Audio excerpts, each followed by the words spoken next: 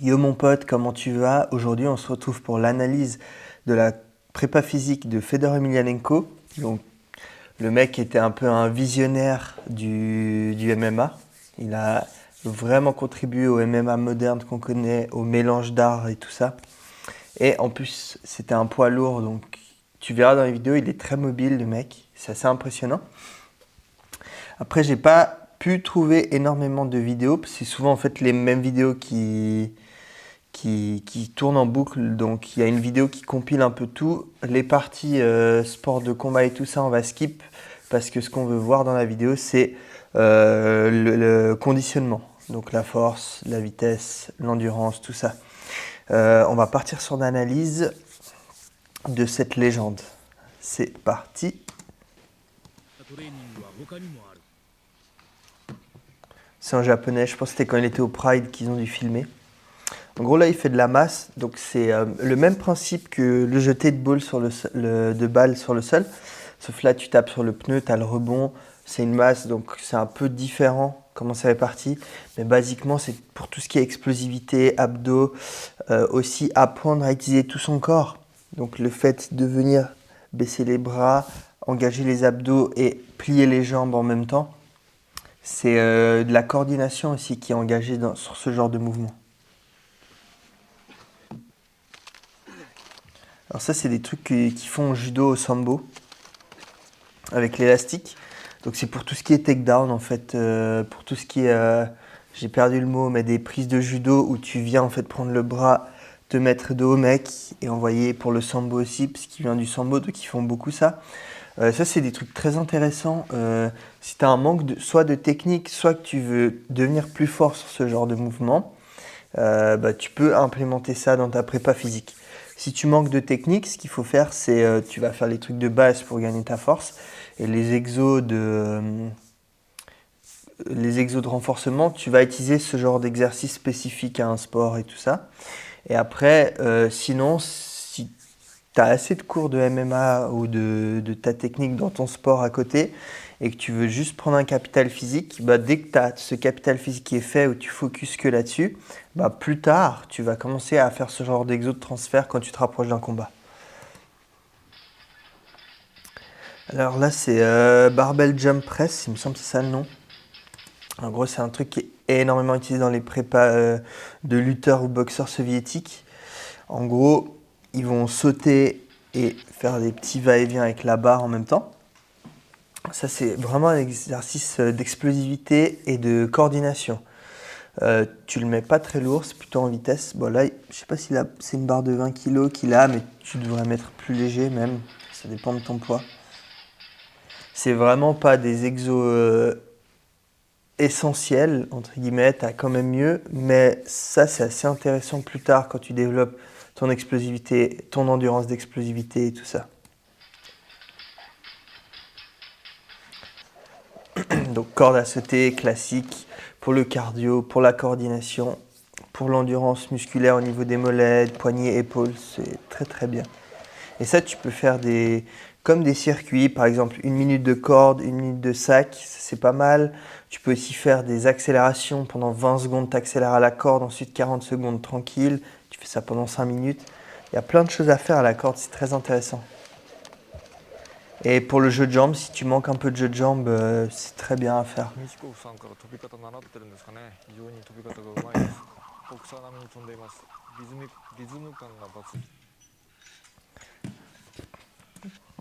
Donc là, il y a plusieurs trucs. Il y a le barbell jump press qu'on a vu. Il y a Fedor ici qui fait des abdos classiques, donc pour renforcer la sangle.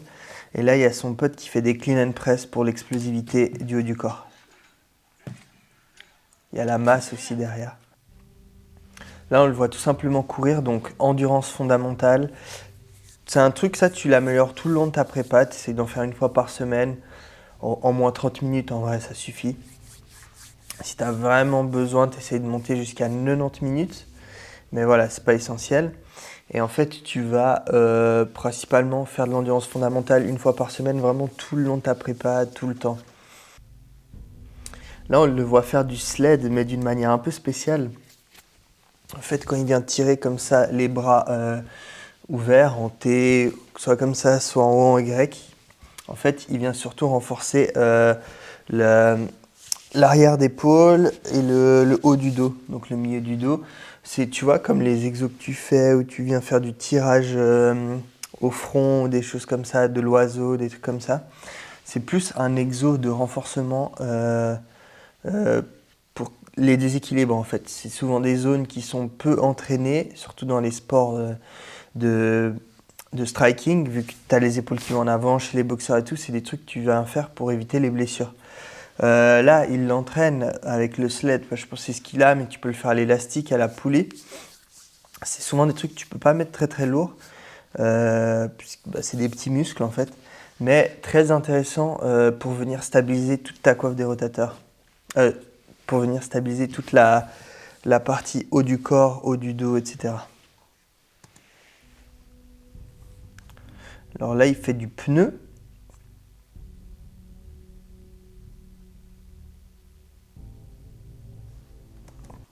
Donc le pneu, c'est intéressant parce que c'est un mouvement complet qui demande la coordination et de la force, mais le risque de blessure est beaucoup trop élevé. En fait, il y a énormément de types qui se font des déchirures du biceps quand ils viennent lever le pneu. Si tu veux, quand tu fais un deadlift, tu as normalement les bras tendus. Et là, c'est le même principe que le mouvement que le deadlift. Et en fait, il y a plein de mecs au deadlift qui se déchirent parce que le biceps surtout parce que ils ont les bras qui commencent à se plier avec la charge et le biceps supporte pas du tout des charges comme ça et ça pète. Pareil sur le pneu, vu que c'est un peu une sorte de deadlift un peu plus entre guillemets fonctionnel, même si le deadlift est quand même meilleur. En fait, tu vas engager ton biceps pour lever le pneu et c'est là où ça déchire. Souvent, c'est des blessures d'usure ou parce que le pneu est trop lourd. Donc, bon exo, mais en même temps, mauvais exo parce que il y a trop de risques de blessure. Donc là, il faisait de la corde. La corde, c'est pour l'endurance des bras, la vitesse, tout ça. Le cardio aussi, tu peux faire ça pour le cardio en faisant des circuits.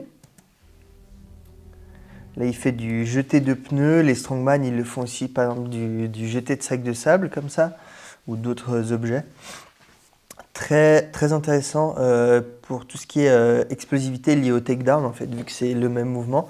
On voit beaucoup ça chez des lutteurs qui font avec des sacs de sable pour tout ce qui est suplex et tout ça, ou quand ils viennent se jeter en arrière, le mec. Donc, très, très intéressant comme exercice. Comme toujours, c'est un exercice qui est bien à faire. Soit si tu as un manque de technique et que tu ne peux pas assez t'entraîner en MMA, tu vas rajouter ça comme en tant que mouvement complémentaire aux mouvements de base qui sont squat, bench, deadlift, tout ça. Ou quand tu as un bon capital physique de base, donc une bonne force, bonne endurance, et que ça c'est quand tu viens faire de la prépa plus spécifique lors des combats. Parce que c'est des mouvements très spécifiques.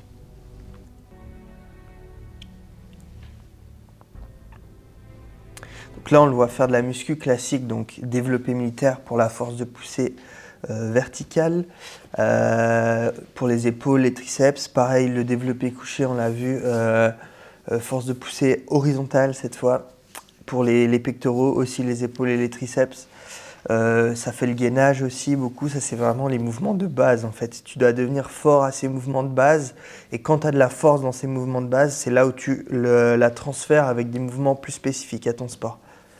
Voilà. Et là on le voit faire des tractions, surtout à son poids de corps, il doit faire dans les plus de 100 kilos je pense, hors combat, ou au moins dans les 100 kilos minimum. Et ouais, c'est très impressionnant. Alors ça, c'est des sortes de toast to bar où mais en fait tu as juste une sangle où tu viens désactiver le grip. C'est assez intéressant parce que tu peux beaucoup plus te concentrer sur le travail des abdos et moins sur le travail du grip. Surtout pour lui, à son poids, je pense qu'il a un très bon grip de base et il est quand même lourd. Donc peut-être qu'il pourrait faire moins de répétitions que sans ses sangles. Et si le but c'est vraiment focus les abdos, bah intéressant. Comme on a vu, comme tout à l'heure, ça, pour l'explosivité. Encore plus de traction, très impressionnant, hein. En explosif comme ça en plus, c'est vraiment balèze. Faudrait pour les tractions avoir réussi à en faire une douzaine environ. Entre 8 et 12, c'est un bon niveau de force. Donc là, il fait des crunchs, donc classiques pour les abdos. Même si on peut trouver des exos plus efficaces et tout, franchement, le crunch, très bon exercice quand même.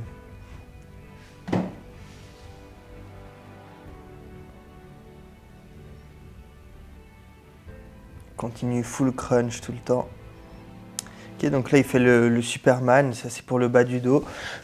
Ça franchement en faisant pas mal de deadlift, tu vas bien le développer en entraînant ton dos aussi de manière générale. Même tout ce qui est squat et tout, quand tu vas venir gainer, ça va venir le travailler. Superman c'est bien aussi quand t'as rien, c'est comme les crunchs. Mais par contre tu as des trucs plus efficaces comme je sais pas comment on appelle, mais les sortes de... Je te mettrai une image, ces machines-là, où en fait tu viens faire toi le mouvement avec du poids et tout, c'est quand même plus intéressant ça pour le renforcement. Donc là il fait lancer de poids, et il boxe entre. Ça c'est vraiment les vieux entraînements soviétiques, où ils mélangeaient pas mal de gymnastique, de sport olympique pour les prépas physiques des lutteurs et tout ça. Du coup, ils font simplement du lancer de poids pour la force avec du fight, enfin du shadow entre. Alors là, il y a plusieurs choses. Une sorte de super crunch, on peut l'appeler. Super curl. C'est plus quand tu vas venir essayer de lever la garde en lutte, venir faire ce genre de mouvement. Vraiment pas essentiel, je dirais. En lutte, ils doivent le faire pour du travail spécifique, mais c'est vraiment pas essentiel. Voilà. Donc ça, c'est du rowing couché, pas bien pour le renfort du dos, toujours. En complément des tractions, c'est très bien. Du clean, donc ça, c'est vraiment pour l'explosivité haut du corps. Ce mouvement-là, où il vient tourner avec le poids autour de la tête, c'est un truc qu'on voit beaucoup chez les lutteurs aussi. Et c'est un excellent mouvement pour ta santé au niveau des épaules, pour tout ce qui est force des épaules, même pour l'explosivité au niveau des épaules. C'est aussi, ils font ça quand ils viennent pousser les bras des mecs qui font leur truc là. Et en fait, c'est un super exo justement pour la santé de l'épaule en général, l'articulation. C'est un bon exo que tu peux mettre en complément. Ok mon pote, c'est tout pour cette vidéo. Comme je te dis, il n'y a pas énormément de matière à voir. C'est pas mal de vieilles vidéos, il n'y a pas énormément de... C'est des trucs du Pride souvent et tout ça, ils se filment pas trop Fedor. Puis la plupart de toutes les vidéos qu'on voit, c'est assez... c'est à peu près tout le temps les mêmes compilations en fait.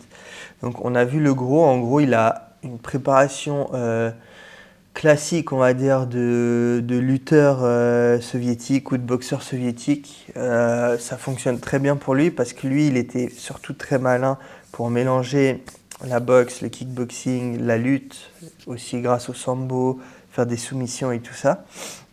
C'est des prépas qui sont vraiment très intéressantes. En général, c'est des prépas très longues et tout. Les mecs font des heures de répétition et tout ça. Tu peux intégrer ces exos-là en complément d'exos de base.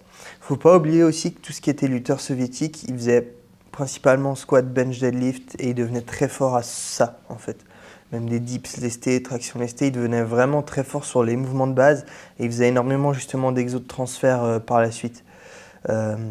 Donc moi ce que je te conseille, c'est comme les lutteurs soviétiques ou les boxeurs soviétiques, tu deviens fort sur les mouvements de base, tu entraînes ton cardio en endurance fondamentale à côté.